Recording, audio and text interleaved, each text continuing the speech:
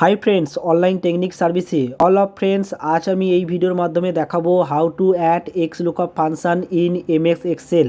MS এক্সেলে কীভাবে XLOOKUP function add করবেন, যার ফলে আমি এমএস এক্সেলে এক্সলুকআপ ফর্মুলা ব্যবহার করতে পারবো।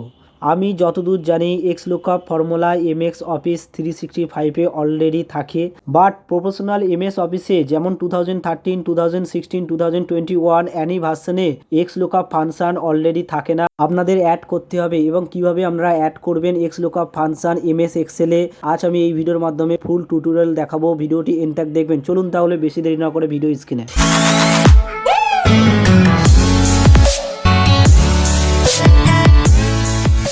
হাই ফ্রেন্ড, আমি কম্পিউটারে এমএস এক্সেলটি খুলে আমি টাইপ করছি এক্সলুকআপ ফর্মুলা। টাইপ করার পর আপনারা দেখতে পাচ্ছেন এক্সলুকআপ ফর্মুলা এখানে নিচ্ছে না, অর্থাৎ আমার এক্সলুকআপ ফর্মুলা অলরেডি এর মধ্যে নেই। এর জন্য আপনারা উপরের দিকে দেখতে পাচ্ছেন ফর্মুলা, আপনারা ফর্মুলাতে ক্লিক করবেন।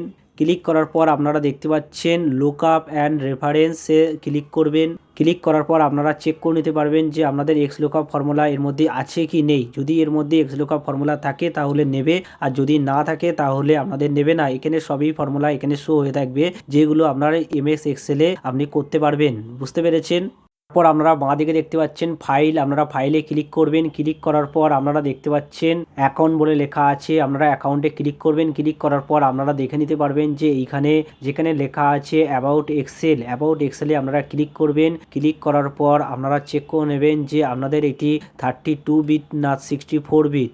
আপনাদের যদি 64 বিটের হয় তাহলে 64 বিটের আপনাদের এক্সলুকআপ ফাংশন আপনাদের ডাউনলোড করতে হবে, আর যদি 32 থাকে তাহলে আপনারা 32 ডাউনলোড করবেন। বুঝতে পেরেছেন ফ্রেন্ড? আমার 64 বিটের, সেই জন্য আমি 64 বিট ডাউনলোড করব এবং আমার ডাউনলোড করা অলরেডি আছে।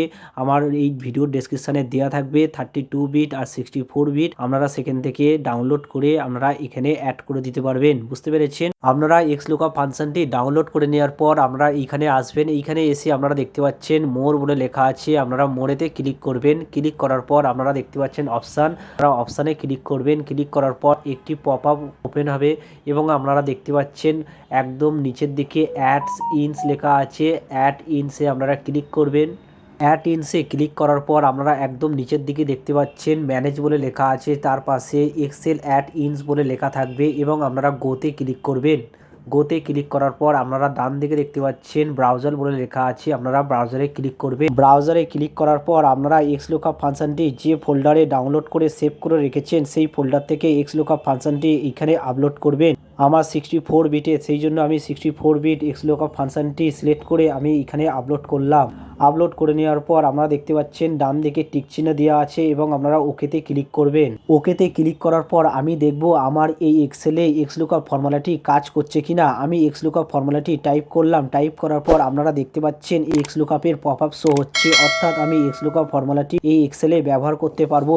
এইভাবে স্টেপ বাই স্টেপ ভিডিওটি ফলো করলে আপনাদের এক্সেলে এক্সলুকআপ ফাংশনটি অ্যাড করে আপনারা ব্যবহার করতে পারবেন। ভিডিওটি যদি হেল্পফুল মনে হয় প্লিজ লাইক করতে ভুলবেন না, আর চ্যানেলে প্রথমবার হলে সাবস্ক্রাইব করে রাখুন এরকম ধরনের ভিডিও রিলেটিভ দেখার জন্য। Thank you guys.